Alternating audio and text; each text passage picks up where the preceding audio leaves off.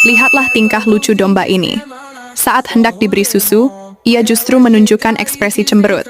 Seolah-olah sedang merajuk seperti manusia, wajahnya tampak masam, bibirnya sedikit mengerucut, dan matanya memandang dengan tatapan kesal.